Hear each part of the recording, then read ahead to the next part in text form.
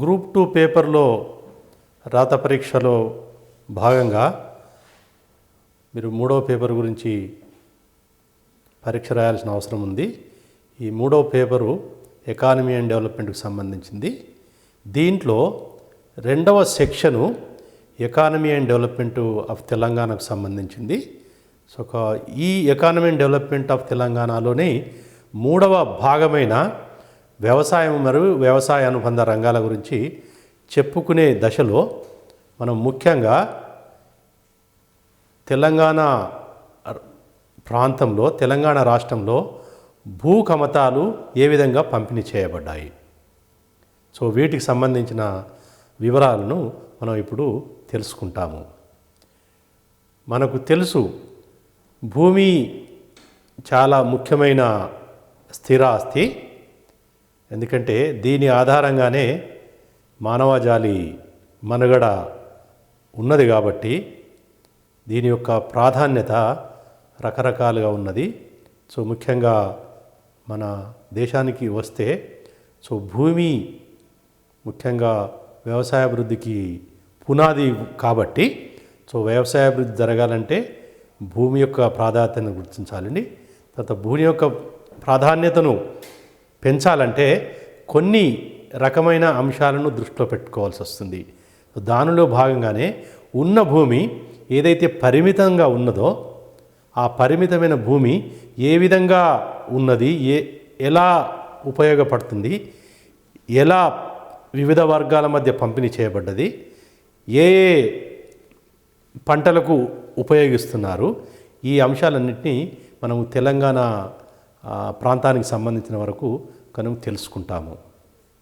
ఇక మొత్తము భూభాగము తెలంగాణ ప్రాంతంలో ఎంత ఉందంటే ఇది 112.08 లక్షల హెక్టార్స్ ఉన్నదనేది మనము తెలుసుకోవచ్చు. ఇది తెలంగాణ రాష్ట్రం ఏర్పడక ముందున్న దానికంటే కొంచెము తక్కువ. ఎందుకంటే ఈ యొక్క కొంత భూభాగాన్ని ఆంధ్రప్రదేశ్ రాష్ట్రానికి ఇవ్వడం జరిగింది. సో కాబట్టి మిగతా వాటితో పోల్చుకుంటే భూ పరిమాణము తెలంగాణ రాష్ట్రంలో కొంచెం తగ్గడం జరిగింది. ఈ భూమిని భూమి యొక్క సారాన్ని అనుసరించి, వాతావరణాన్ని దృష్టిలో పెట్టుకొని, తర్వాత వర్షపాతాన్ని దృష్టిలో పెట్టుకొని 4 జోన్లుగా విభజించడం జరిగింది.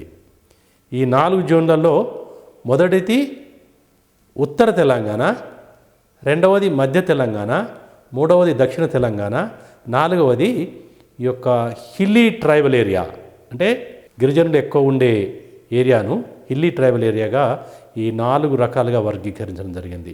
ఉత్తర తెలంగాణ మనకు ఆదిలాబాద్ డిస్ట్రిక్టు, కొంత కరీంనగర్, నిజామాబాద్ ఉంటుంది.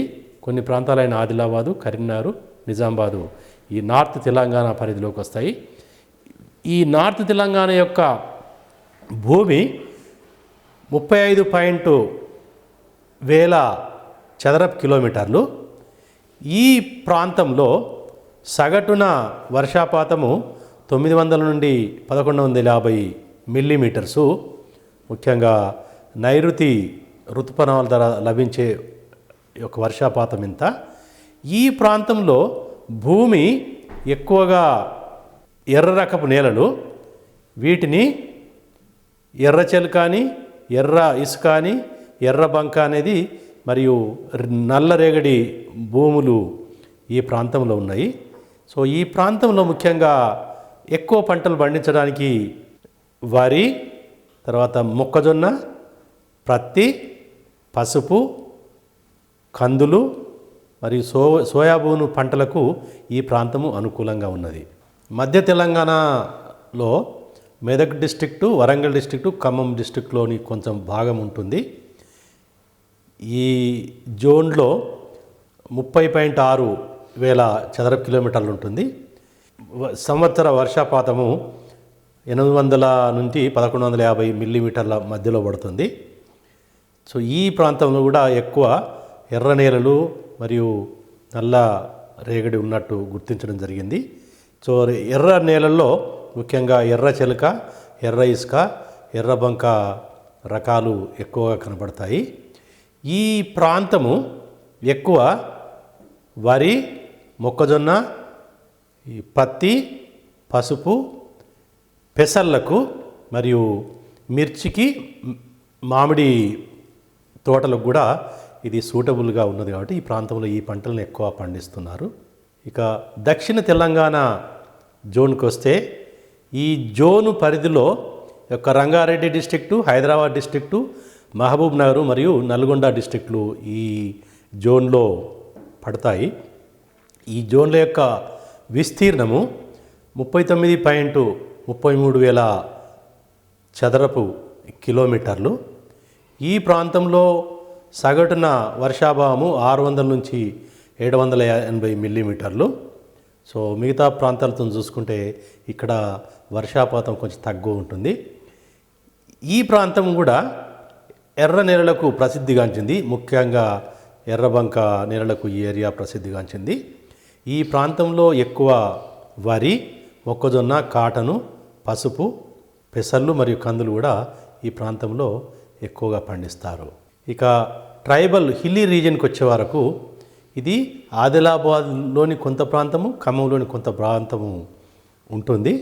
దీనిలో ఎక్కువ గిరిజనులే నివసించే ప్రాంతము. ఈ ఏరియా మిగతా జోన్లతో పోల్చుకుంటే తక్కువ, 4.66 వేల చదరపు కిలోమీటర్లు. ఇక్కడ సగటున వర్షాభావము చాలా ఎక్కువగా ఉంటుంది, అంటే 1400 మిల్లీమీటర్సు. అంటే అత్యధిక వర్షపాతం ఉన్న జోన్గా దీన్ని గుర్తించడం జరిగింది. ఇక్కడ భూముల్లో ఎక్కువ ఎర్ర భూములు ఉంటాయి. దానిలో ఎర్ర ఇసుక, ఎర్రబంక మరియు ఒండ్రు మట్టి రకాలు ఎక్కువగా మనకు కనబడతాయి. ఈ ప్రాంతంలో వరి, ప్రత్తి మరియు మిర్చి అండ్ ఉద్యాన పంటలకు ఈ ప్రాంతము ఎక్కువ అనుకూలము. సో కాబట్టి మొత్తము భూమిలో యొక్క ఎర్ర భూముల శాతం చాలా ఎక్కువ ఉంది. అంటే దాదాపు 48% భూములు ఈ యొక్క ఎర్ర రకమైన భూములు.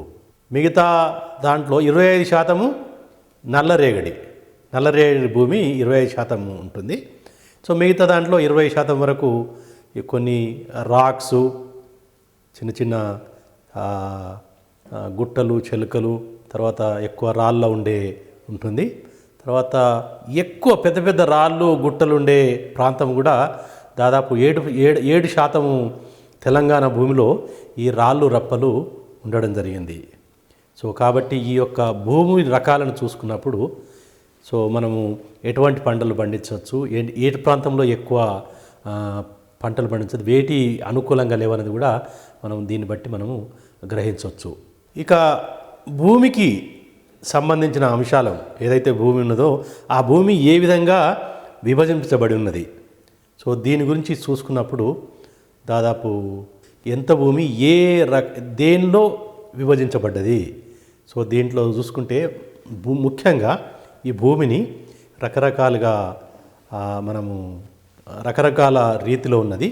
దాంట్లో ముఖ్యంగా అటవీ ప్రాంతం ఎంత ఉన్నది, తర్వాత సాగు చేయడానికి అనుకూలంగా లేని ఎంత ఉన్నది, ఎంతైతే భూమి వ్యవసాయేతర పనులకు యూజ్ చేస్తున్నారు, పర్మనెంట్గా బంజరు భూముల టైప్లో అవి ఎంత ఉన్నది, తర్వాత ఎంతవరకు తోటలు మరి ఇతర పంటలకు ఎంత భూమిని యూజ్ చేస్తున్నారు, ఎంతైతే సాగు చేయడానికి అవకాశం ఉందో అది ఎంత వేస్ట్గా ఉన్నది, తర్వాత మిగతా బంజరు భూముల యొక్క ఎంత ఉన్నది, తర్వాత ఈ ప్రస్తుతం ఉన్న బీడు భూములు ఎంత, సో ముఖ్యంగా ఎంతవరకు సాగుకు అనుకూలంగా ఉన్నది అనేది మనకు ఈ యొక్క భూమి యొక్క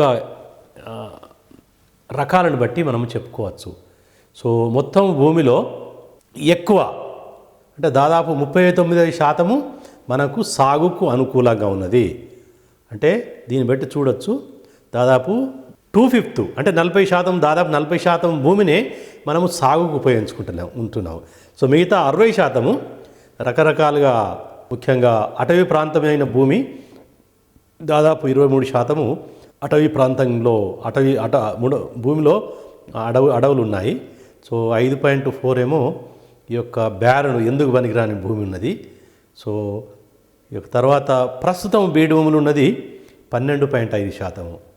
సో ఈ విధంగా చూస్తుందంటే ఒక అటు ఫారెస్ట్ ల్యాండు, అటవీ కింద ఉన్న ప్రాంతము, తర్వాత కల్టివేటు, ఈ రెండే ముఖ్య భాగాలు ఉన్నాయి.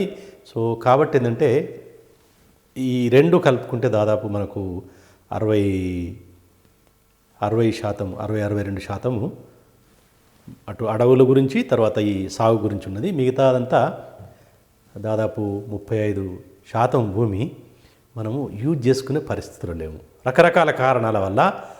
కొంత ఏంటంటే అల్లే అవకాశం లేదు, అవకాశం ఉండి కూడా వేరే వాటికి వాడటం వలన సో మనము సాగుకు అనుకూలంగా ఓన్లీ 39% అంటే 43.77 లక్షల హెక్టార్లను మనము సాగుకు వాడుకుంటున్నాము. 25,40,000 హెక్టార్స్ను అటవీ ప్రాంతంగా ఉన్నది. సో దీన్ని బట్టి మనము ఈ యొక్క భూమి యొక్క వాడకము ఏ విధంగా ఉన్నది, ఇది లాస్ట్ ఇయర్ 2014-15 సంవత్సరంలో ఈ విధంగా ఉన్నట్టు మనం చెప్పుకోవచ్చు.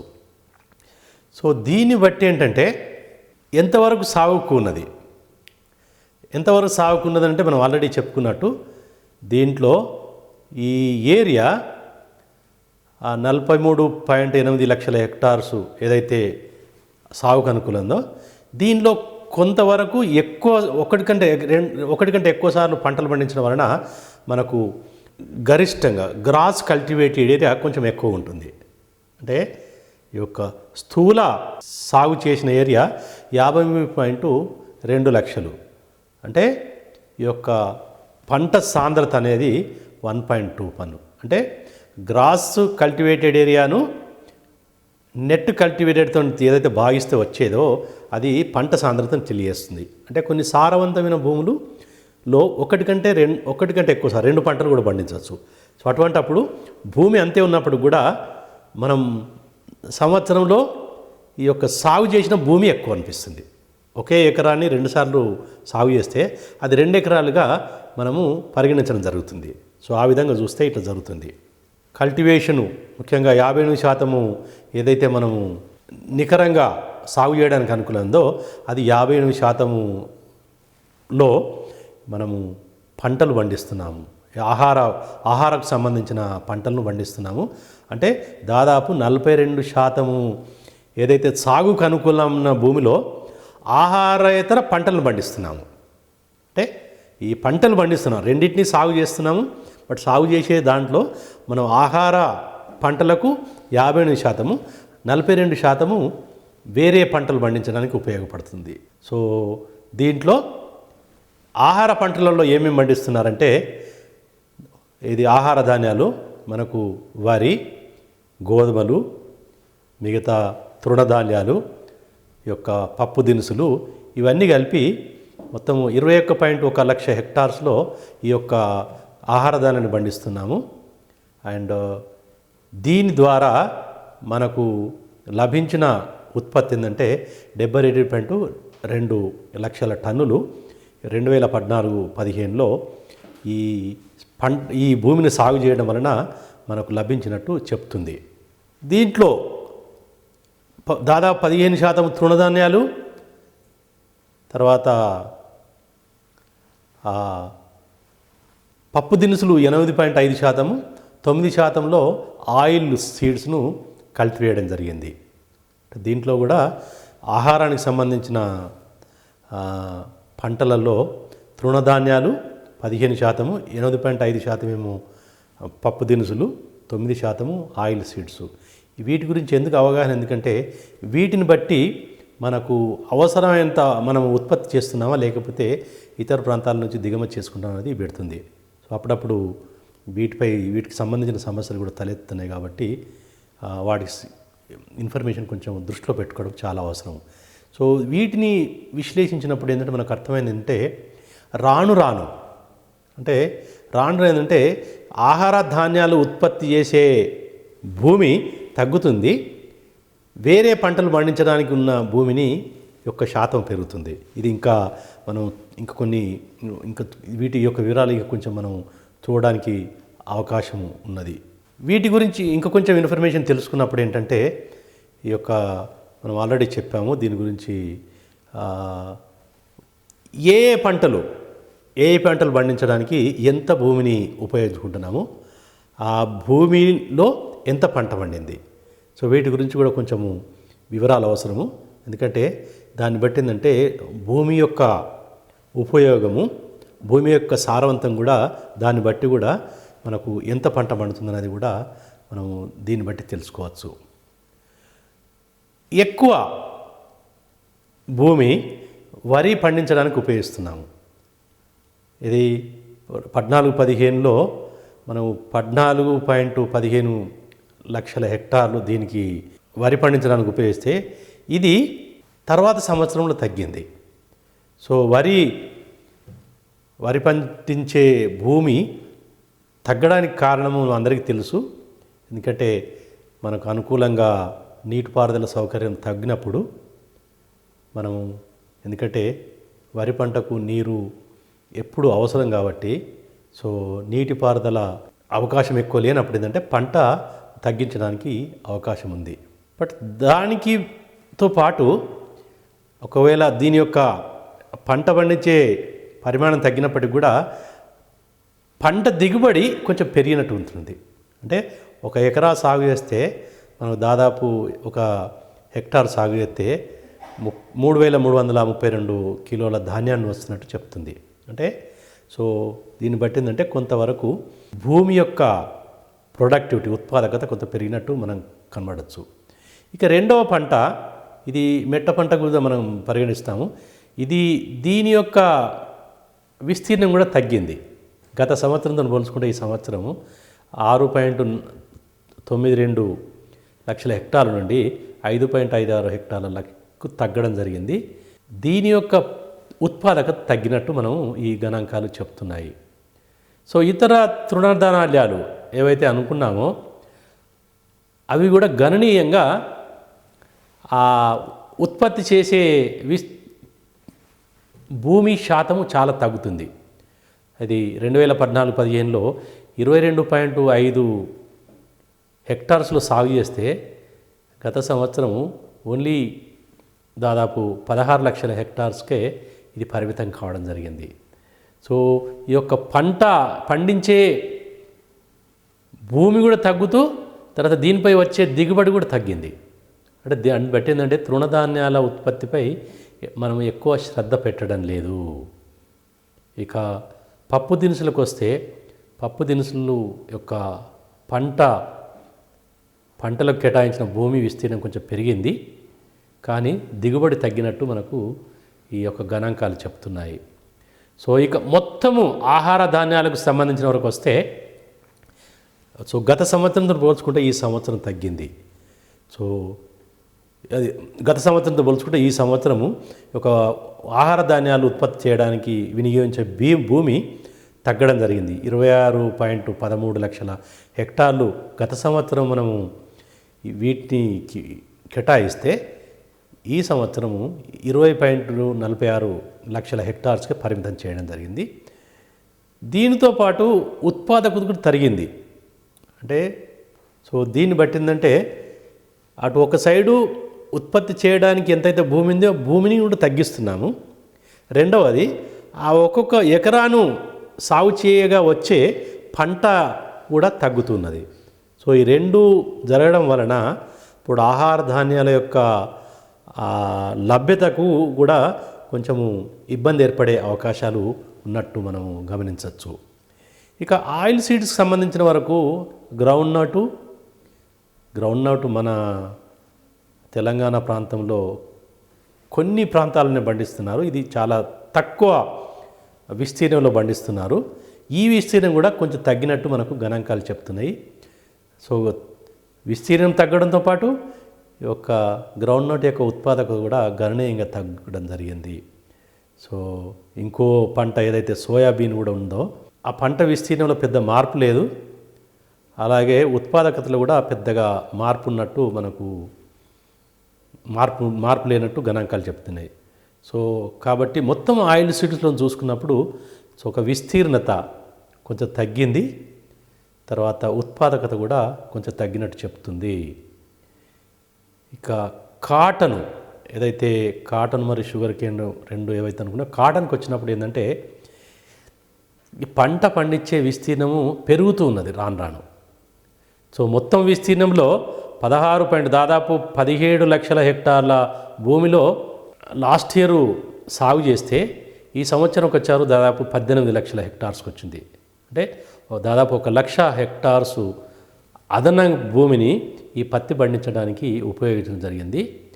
సో దీంట్లో ఉత్పాదకతలో పెద్ద గణనీయమైన మార్పు లేదు, కానీ ఈ మార్పు తగ్గినట్టు మనకు చెప్తుంది.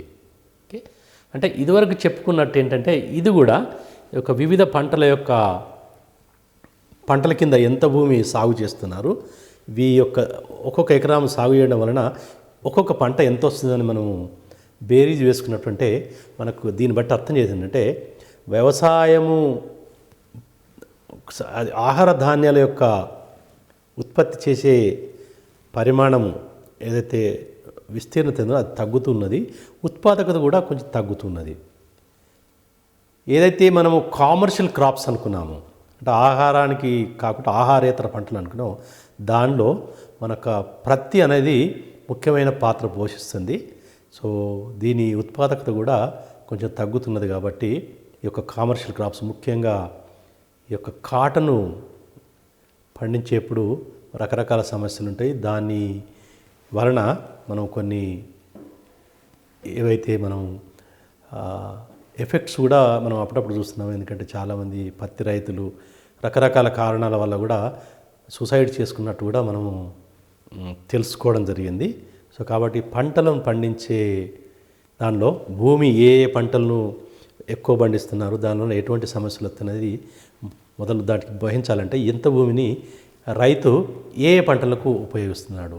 సో రాను ఏంటంటే ఆహార ధాన్యాలను తగ్గిస్తూ ఈ యొక్క కామర్షియల్ క్రాప్స్ ఏదైతే కామర్షియల్ క్రాప్స్ వైపు రైతు మొగ్గు చూపడం అనేది చేస్తున్నాము. ఇక ముఖ్యమైన ఏదో భూమి ఒక వ్యవసాయానికి సంబంధించిన ఏ పంటలు పెట్టినప్పుడు మనము భూమిని 2-3 రకాలు కూడా ఇది కూడా వ్యవసాయ అనుబంధానికి సంబంధించింది. సో దీనిలో ఉద్యానవనాలు. సో ఉద్యానవనాలు అంటే మనకు ముఖ్యంగా గోచరించిందంటే పండ్లను పండించడానికి ఎంత భూమి వాడుతున్నారు, తర్వాత సుగంధ ద్రవ్యాలను పండించడానికి ఎంత భూమిని వాడుతున్నారు, కూరగాయలను పండించడానికి ఎంత భూమి వాడుతున్నారు, తర్వాత పూలను పండించడానికి కూడా ఎంత వాడుతున్నారు అనేది మొత్తం ఇవన్నిటిని కలుపుకుంటే మనము ఉద్యానవన పంటలుగా మనము పరిగణించవచ్చు.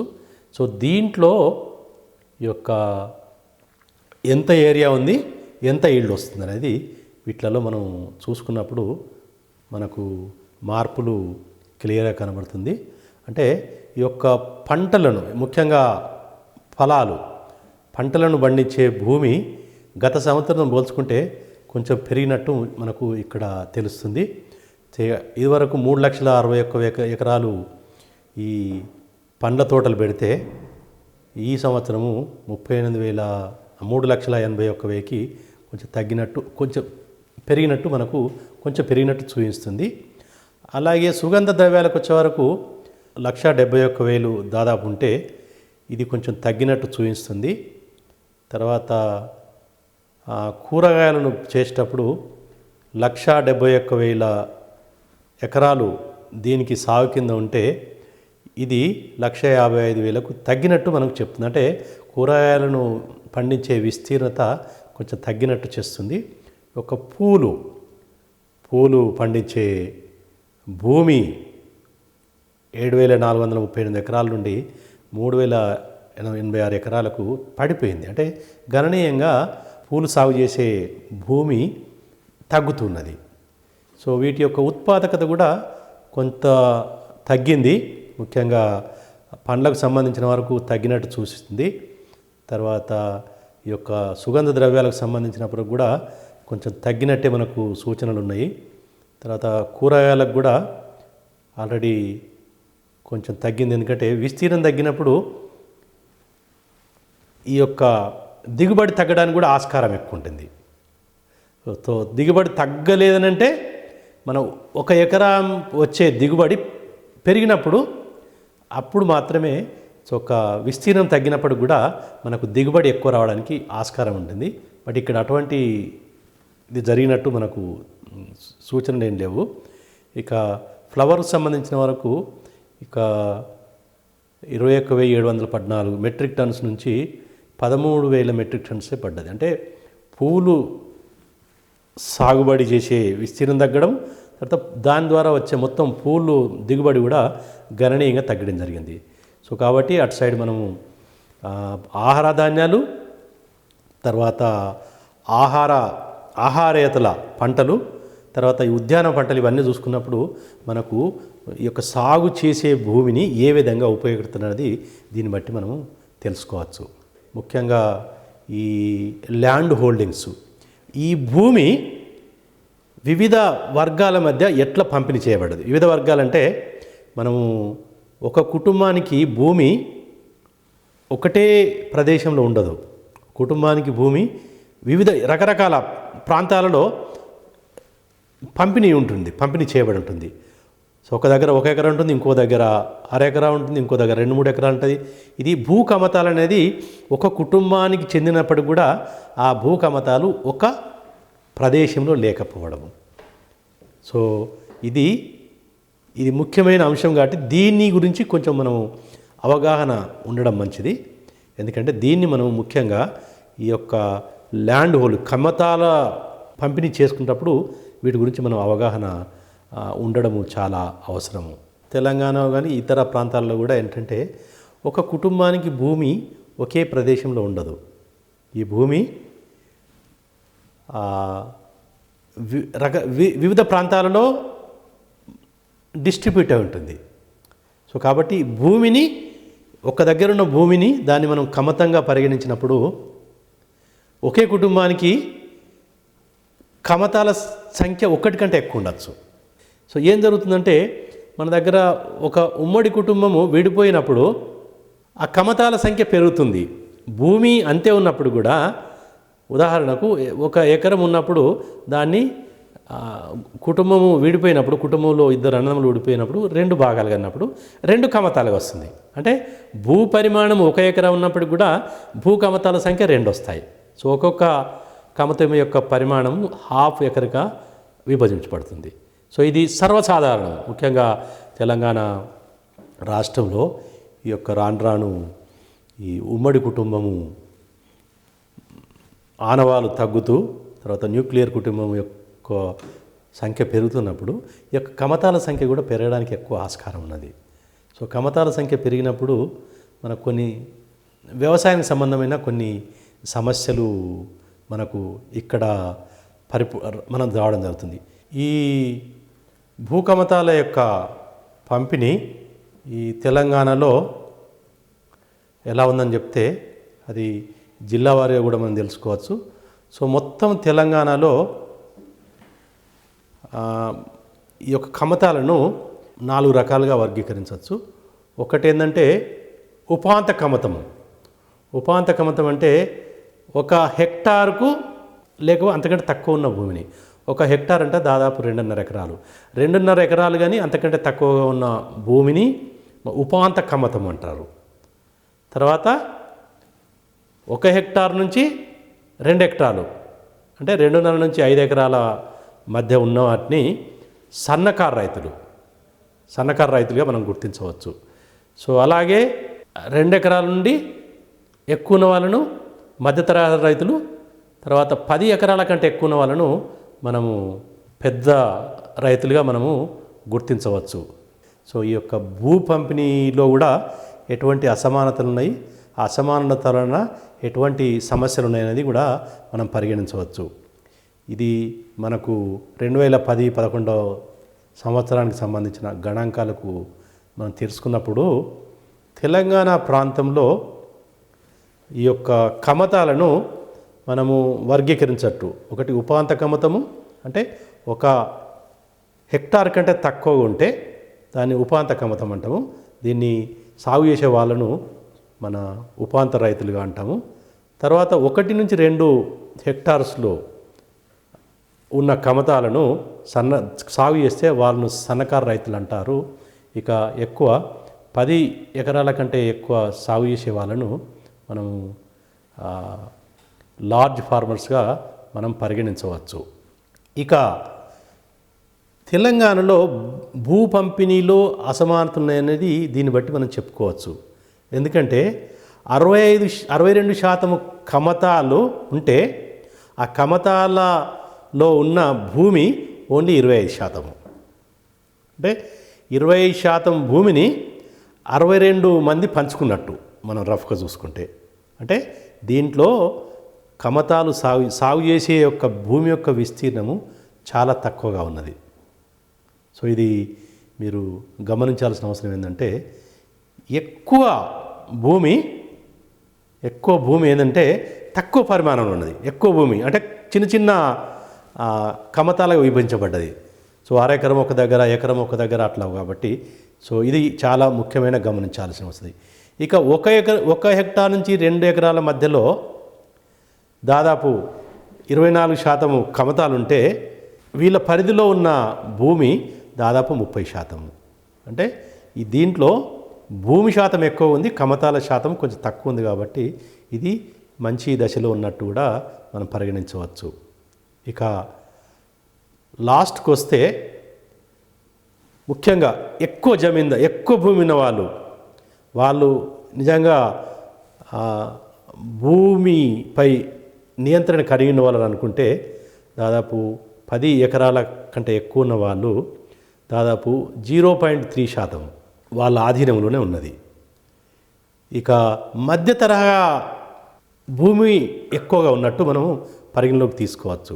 దీనిలో దాదాపు 14% కమతాలలో దాదాపు 40% భూమి వాళ్ళ ఆధీనంలో ఉంది. అంటే ఎక్కువ భూమి కమతము దాదాపు 2 ఎకరాల కంటే ఎక్కువ, 5 ఎకరాల కంటే తక్కువ ఉన్నట్టు మనకు చెప్పచ్చు. అంటే మధ్య తరహా భూమి ఎక్కువ ఉన్నది మన తెలంగాణలో ఉన్నట్టు మనము ఇక్కడ గమనించవచ్చు. బట్ ఈ భూ పంపిణీ కూడా ఒక్కొక్క డిస్ట్రిక్టులో ఒక్కొక్క విధంగా ఉన్నది. సో కొన్ని డిస్ట్రిక్ట్లలో ఈ యొక్క ఉపాంత భూముల యొక్క కమతాల యొక్క సంఖ్య ఎక్కువ ఉన్నది, స్వాధీనంలో ఉన్న భూమి శాతం చాలా తక్కువగా ఉన్నది. సో ముఖ్యంగా ఆదిలాబాద్ చూసుకుంటే 43-44% కమతాల సంఖ్య ఉంటే వాళ్ళ ఆధీనంలో ఉన్నది 16%. సో కాబట్టి కొన్ని డిస్ట్రిక్ట్లలో అసమానతలు ఎక్కువ ఉన్నట్టు మనము పరిగణలోకి తీసుకోవచ్చు దీన్ని బట్టి. సో ఇది మనం వివరాలు చూసుకున్నప్పుడు దీని యొక్క ప్రభావము ఏ విధంగా ఉన్నది మనము పరిగణించవచ్చు. ఎందుకంటే భూ పరిమాణము తక్కువ ఉంటే దాని ప్రభావము ఉత్పాదకత పడుతుంది. సో ఒక డిస్ట్రిక్ట్ వైజ్ చూసుకుంటే ఒక డిస్ట్రిక్ట్లో సగటున ఎంత భూమి ఉన్నది, ఒక్కొక్కరికి ఎంత ఉన్నది అంటే ఇది చాలా డిస్ట్రిక్ట్లో వేరియేషన్ చాలా ఎక్కువ కనబడుతుంది. ఎందుకంటే సో ఆదిలాబాద్ డిస్ట్రిక్ట్ వచ్చే వరకు సగటున 1.4 హెక్టార్సు కమతం యొక్క పరిమాణం ఉంటే అది వేరే వాటికి వచ్చే వరకు చాలా తగ్గింది. వేరే డిస్ట్రిక్ట్కి వచ్చే వరకు ఫర్ ఎగ్జాంపుల్ మెదక్ వచ్చే వరకు దీని యొక్క పరిమాణం చాలా మెదక్లో ఎక్కువ ఉన్నట్టు కనబడుతుంది. మెదక్లో ముఖ్యంగా దాదాపు 68% కమతాల శాతం ఉంటే వాళ్ళ ఆధీనంలో ఉన్న భూమి 30%. సో కాబట్టి మెదక్ డిస్ట్రిక్ట్లో కొంచెము అసమానతలు ఎక్కువ ఉన్నట్టు దీన్ని బట్టి మనము పరిగణలో చూసుకోవచ్చు. సో కాబట్టి ఏంటంటే సగటున లభించే భూమి 1 నుంచి 2 లోపటే ఉంది. అంటే సో సగటున భూమి 1 నుంచి 2 హెక్టార్స్ మధ్యలోనే ఉంది. కాబట్టి మనకు ఆధునిక పంటలు పండించడానికి ఎక్కువ అనుకూలంగా లేదనేది ఈ యొక్క భూ కమతాల పంపిణీని బట్టి మనం దృష్టిలో తీసుకోవచ్చు. అయితే ఈ సందర్భంగా మనం భూ సంస్కరణల గురించి తెలుసుకున్నప్పుడు వాటి ప్రభావము ఈ యొక్క భూ కమతాల పంపిపై ఎలా పడ్డదనేది కూడా మనం ఇక్కడ ప్రస్తావించాల్సిన అవసరం ఎంతైనా ఉన్నది. భూ సంస్కరణలో భాగంగా భూమిని చాలామందికి పంచడం జరిగింది. వివిధ సంక్షేమ కార్యక్రమాలలో భాగంగానే భూ పంపిణీ విధానాన్ని చాలా సంవత్సరాల నుంచి చేపట్టడం జరిగింది. సో కాబట్టి భూమి లేని రైతులకు ల్యాండ్లెస్ ఫార్మర్సు లేదా భూమి లేని కార్మికులకు ఈ యొక్క భూమిని పంచడం జరన ఆ పంచినప్పుడు ఏమవుతుందంటే పంచే భూమి యొక్క పరిమాణము చాలా తక్కువ. 1 ఎకరమో 2 ఎకరాలో 3 ఎకరాలో సో అది రకరకాల భూమి యొక్క సారవంతాన్ని బట్టి పంచడం జరిగిందంటే కాబట్టి ఏంటంటే పంచడం వలన యొక్క భూ వికేంద్రీకరణ జరిగింది. అంటే భూమి ఎక్కువ మంది చేతిలో వెళ్ళిపోయింది. బట్ ఎక్కువ మంది చేతిలో వెళ్ళకపోవడం వలన భూ కమతం యొక్క పరిమాణం తగ్గింది. సో దీని యొక్క ఒక విధంగా భూ వికేంద్రణ జరిగినప్పుడు న్యాయం జరిగిందని ఒకవైపు మనం భావిస్తే, ఇంకొక వైపు ఏంటంటే ఈ యొక్క భూ కమతం యొక్క పరిమాణం తగ్గడం వలన దాని యొక్క ప్రభావము ఉత్పాదకతపై పడ్డది. ఎందుకంటే తక్కువ భూమి ఉన్నప్పుడు అధునాతన వ్యవసాయ పద్ధతులను వాడడానికి అవకాశం తక్కువ ఉంటుంది కాబట్టి సో తద్వారా ఈ యొక్క భూ కమతాలు వాటి యొక్క పరిమాణం ఎంత తక్కువ ఉంటే సో ఉత్పాదకత తక్కువ రావడానికి అవకాశం ఉంటుంది.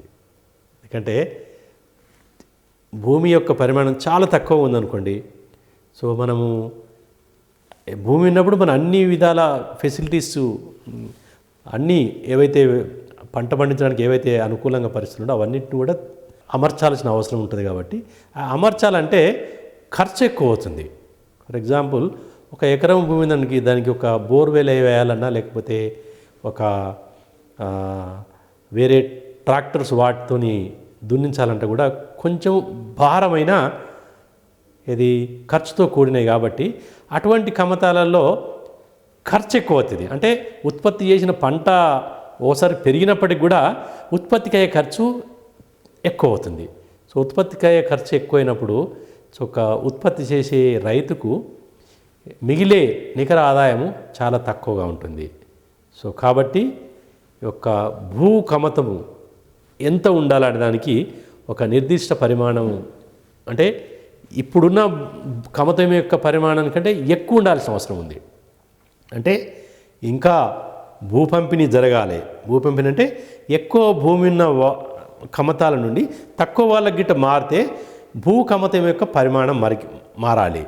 సో దురదృష్టవశాత్తు ఏంటంటే భూ కమతాల యొక్క సంఖ్య పెరుగుతూనే ఉన్నది.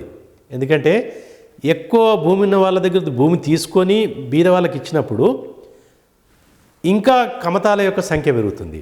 ఎందుకంటే ఆ భూమి ఇచ్చేటప్పుడు అది ఎక్కడెక్కడో ఇస్తారు. అది సపరేట్గా ఇచ్చినప్పుడు ఏమైందంటే అది ఆల్రెడీ వ్యవసాయదారునికి ఉన్న భూమి పక్కనే ఇస్తే అటువంటిప్పుడు భూ కమతాల సంఖ్య తగ్గడానికి, తర్వాత భూ కమతాల మధ్య ఉన్న ఉత్పత్తి ఏదైతే ఎక్కువ భూమి ఉండడానికి ఆస్కారం ఉంటుంది. కాబట్టి అటువంటి పద్ధతులు మన ప్రభుత్వాలు చేపట్టినట్టు కనబడం లేదు.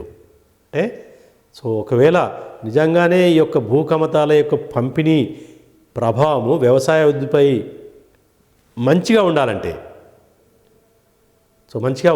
అంటే ఈ యొక్క సగటు భూమి పరిమాణము కొంచెం పెంచాల్సిన అవసరం ఉంది. సో అట్లా చేస్తే తప్ప దీన్ని కన్సాలిడేషన్ ఆఫ్ ల్యాండ్ హోల్డింగ్స్ అంటారు. అంటే కన్సాలిడేట్ చేయాలి. అంటే ఒక కుటుంబముకు భూమి 4-5 ప్లేస్లో ఉన్నప్పుడు అది వేరే వాళ్ళకి ఇచ్చేసి ఎక్కడో ఒక దగ్గర తీసుకుంటే ఏమవుతుందంటే ఆ కమతం యొక్క పరిమాణం పెరుగుతుంది. కమతంలో ఉండే భూమి పెరుగుతుంది, కమతాల సంఖ్య తగ్గుతుంది. సో కమతాల సంఖ్య తగ్గి కమతం యొక్క పరిమాణం పెరిగినప్పుడు సో ఈ యొక్క అధునాతన పద్ధతులను అవలంబించడానికి ఆస్కారం ఉండడం వలన ఉత్పత్తి పెరిగే అవకాశం ఉంటుంది. సో కాబట్టి ప్రభుత్వం కూడా ఈ దశలో కూడా ఆలోచించాల్సిన అవసరం ఎంతైనా ఉన్నది. సో కాబట్టి దాన్ని బట్టి మనం ఈ యొక్క భూకమతాల యొక్క పంపిణీ గురించి ఇక్కడ మనకు తెలుసుకోవాల్సిన అవసరము ఎంతైనా ఉన్నది. సో కాబట్టి మనము ఈ యొక్క భూకమతాల పంపిణీ గురించి తెలుసుకున్నప్పుడు మనకు కొన్ని విషయాలు స్పష్టంగా గోచరిస్తున్నాయి. ఒకటి ఏంటంటే ఉన్న భూమి మనం చెప్పినట్టు ఎలా ఉన్నది. సో మనం అల్టిమేట్గా చూసుకుంటే అది మన వ్యవసాయానికి అనుకూలంగా ఉన్నదా లేదా. సో అది ముఖ్య లక్ష్యం అంటే ఓన్లీ 40% భూమి వరకే మనకు వ్యవసాయం చేయడానికి ఉన్నది. అంటే 40% ఏది సాగు చేయడానికి ఉన్నది. సో మిగతా దానిలో మనకు వేరే ఉపయోగాలకు వాడినప్పటికీ మన వ్యవసాయానికి అనుకూలంగా లేదు. సో ఇది ముఖ్యమైన అంశము. ఇంకా రెండో విషయానికి వస్తే ఈ సాగు చేసే భూమిని కూడా పంటలు పండించడానికి ఏదైతే మనం వాడుతున్నామో ఆ పంటలలో కూడా మార్పులు వస్తున్నాయి. మన ఆహార పంటలానికి పండించే భూమి యొక్క శాతం తగ్గుతూ మిగతా పంటలు పండించడానికి రైతులు ఎక్కువ మొగ్గు చూపుతున్నారు. ఇది కూడా రెండవ ముఖ్యమైన అంశము. ఇక మూడవ అంశం ఏంటంటే ఈ వివిధ పంటలకు ఏదైతే మనం వాడుతున్నామో ఆ పంటలు కూడా ఉత్పాదకత మనకు పెరిగినట్టు సూచనలు లేవు. చాలా పంటలలో ఇది తగ్గినట్టు కనబడుతుంది. ఇది కూడా ఒక మంచి పరిణామం కాదు. దీనిపై ఇది కూడా దృష్టి పెట్టాలి. ఇక నాలుగో విషయం ఏంటంటే ఈ యొక్క భూమి అనేది చాలా కమతాలుగా విభజించబడ్డది. అంటే ఎక్కువ కమతాలలో తక్కువ భూమి ఉన్నది. అది ప్రతి జిల్లాలో కూడా మనకు ప్రస్ఫుటంగా గోచరిస్తున్నది. కొన్ని జిల్లాలలో కమతాల సంఖ్య ఎక్కువ ఉన్నది. ముఖ్యంగా ఉపాంత రైతులుగా మనం పేర్కొన్నప్పుడు దాదాపు 60-70% కమతాలు ఈ యొక్క ఉపాంత కమతాల పరిధిలోకి వచ్చి వాళ్ళ ఆధీనంలో ఉన్న భూమి 20-30% కంటే ఎక్కువ లేదు. సో ఇది చాలా ఆలోచించాల్సిన విషయము. ఇది ముఖ్యంగా ఏంటంటే ఇది వ్యవసాయ ఉత్పత్తిని పెంచడానికి ఇది అనుకూలంగా లేదనేది ఈ ద్వారా మనము గమనించవచ్చు. ఇక దీనికి సంబంధించిన ప్రశ్నలు మీరు ఎదుర్కొన్నప్పుడు ఎటువంటి ప్రశ్నలు వచ్చే అవకాశం ఉంది? సో ముఖ్యంగా ఫస్ట్ ఏంటంటే ఇది భూమికి సంబంధించిన విషయం కాబట్టి మొత్తము తెలంగాణ రాష్ట్రంలో ఎంత భూమి ఉన్నది మనకు ఆల్రెడీ క్లియర్గా చెప్పవచ్చు. ఇది భూమి మనము సంఖ్యా రూపకంగా ఆల్రెడీ గుర్తుంచుకోవాల్సిన అవసరం ఉంది. దీంట్లో ఎటువంటి రకాల భూములు ఉన్నాయి? ఎందుకంటే ఒక్కొక్క పండించాలంటే ఒక్కొక్క రకమైన భూమి అనుకూలంగా ఉంటుంది, మిగతా పంటలు పండించలేము. సో కాబట్టి ఏ పంటలకు ఏ భూములు అనుకూలంగా ఉన్నాయి, అలా అనుకూలంగా ఉన్న భూమిలోనే అనుకూలమైన పంటలు పండిస్తున్నారా? సో ఇది ఒకటి. తర్వాత ఈ భూమి సాగు చేయడానికి ఎంత ఉంది, సాగుకు అనుకూలంగా లేకుండా వేరే ఉపయోగాలకు ఎలా ఉపయోగపడుతుంది? ముఖ్యంగా అటవీ ప్రాంతము, తర్వాత తోటలకు, బంజరు భూములు, ఇది గుట్టలు, మన గుట్టలు చిన్న చిన్న గుట్టలుగా ఎంత ఉన్నది, ఇక్కడ ఇవన్నిటిని చూసుకుంటే ఏంటంటే మనము ఎంత భూమిని మనము సక్రమంగా ఉపయోగించడానికి అవకాశం ఉంది. అది ఎందుకంటే రాళ్ళు రప్పలు ఉంటే మన వ్యవసాయానికి అనుకూలంగా ఉండదు. సో అటువంటిలో మనం ఎంత ఖర్చుపడి చేసినా కానీ మనం ఖర్చు ఎక్కువ, ఆదాయం తక్కువ వస్తుంది. సో కాబట్టి అటువంటి ఉన్నదాన్నే ఎక్కువ మంచిగా ఉపయోగించాల్సిన అవసరం ఉన్నది. సో ఇక ఈ భూమి పంపిణీ గురించి వచ్చేసిందంటే ఈ భూమిని ఏ పంటలు వండడానికి వాడుతున్నారు, సో ఈ పంటలకు ఎంత భూమిని వాడారు, ఆ భూమిలో ఎంత పంట పండింది, ఈ భూమి విస్తీర్ణము ఒక్కొక్క పంటకు తగ్గుతుందా పెరుగుతుందా. సో చాలా పంటలు ఏవైతే ఆహార ధాన్యాలకు సంబంధించిన పంటలు ఏవైతుందో వాటిని పండించడానికి మనకు భూమి తగ్గుతుంది కాబట్టి సో బ్రాడ్ గడవచ్చు. సో గత సంవత్సరంతో పోల్చుకుంటే, గత దశాబ్దంతో పోల్చుకుంటే ఈ దశాబ్దంలో ఈ యొక్క వరి సాగు చేసే విస్తీర్ణము తగ్గుతుందా, పెరుగుతుందా, స్థిరంగా ఉంటుందా? సో ఇది కొన్ని ముఖ్యమైన క్రాప్స్ కూడా అడగచ్చు. లేకపోతే మొత్తం ఆహార ధాన్యాలు. సో ఆహార ధాన్యాలు, ఆహారేతర ధాన్యాలు. సో వీటిపై ఏ దిశగా యొక్క ల్యాండ్ను ఉపయోగించడం జరుగుతుంది. సో కాబట్టి వీటికి సంబంధించిన కొంచెం మీరు చూడొచ్చు. అలాగే ఉద్యానవన పంటలలో ఎంత దేనికి వాడుతున్నారు, దాని ఉత్పత్తి ఎంత వస్తున్నది, వీటి గురించి కూడా కొంచెం మీరు లేటెస్ట్ గణాంకాలు కొంచెం దృష్టిలో పెట్టుకోవాల్సిన అవసరం ఉంది. ఇక లాస్ట్ విషయానికి వస్తుందంటే ఈ ఉన్న భూమి ఎలా పంపిణీ చేయబడ్డది. సో పంపిణీ చేయడానికి మనం సాధారణంగా కమతాల ఆధ్వర్యంలో ఉన్న భూమి ఇది ఏ విధంగా పంపిణీ చేయబడ్డది మీరు అడగచ్చు. ఇక ఈ సంవత్సరంలో తెలంగాణలో మన ఉపాంత రైతులు సాగు చేసే భూమి వాటా లేకపోతే భూకమతాల వాటా. సో ఇది ఉపాంత రైతులకు అడగచ్చు, లేకపోతే మధ్యతరగతి రైతులకు రావచ్చు. ఇది అంటే రెండింటిని మనం చూసుకోవాలి. ఏది కమతాల శాతము మరియు ఆ కమతాల ఆధీనంలో ఉన్న భూమి శాతము, ఈ రెండింటిని అడగచ్చు. ఇది బ్రాడ్గా అడగచ్చు, లేకపోతే గణాంక రూపం కూడా అడగచ్చు. సాధారణంగా ఏంటంటే బ్రాడ్గా అడగడానికి ఏంటంటే ఈ యొక్క ఉపాంత కమతాలో పరిధిలో ఉన్న భూమి తక్కువ, ఇది భూకమతాల యొక్క వాటా కంటే తక్కువ ఎక్కువ. సో దీనికి మనకు ఖచ్చితంగా ఇంత అని ఈ గణాంకం అవసరం లేదు, బట్ దాన్ని బట్టి మనం చెప్పచ్చు తక్కువ ఉందా ఎక్కువ ఉందా అనేది మనకు అవగాహన ఉండాలి. అంటే గణాంకాలపై కొంచెం అవగాహన ఉన్నప్పుడు దాని ద్వారా వచ్చే క్వశ్చన్ను మనం ఆన్సర్ చేయడానికి మనకు ఆస్కారం ఉంటుంది. సో ఇది కొన్ని స్పెసిఫిక్ జిల్లాల గురించి అడగచ్చు, లేకపోతే మొత్తం తెలంగాణ ప్రాంతము. సో సాధారణంగా తెలంగాణ ప్రాంతానికి పరిమితం కావడానికి ఆస్కారం కూడా ఉండొచ్చు. సో బ్రాడ్ ఇండికేషన్స్ అయితే మీరు చూసుకోవాల్సిన అవసరం ఉంది. ఇలా చూసుకుంటే మీరు ఈ టాపిక్ సంబంధించిన ప్రశ్నలు మీరు ఆన్సర్ చేయడానికి అవకాశం ఉంటుంది.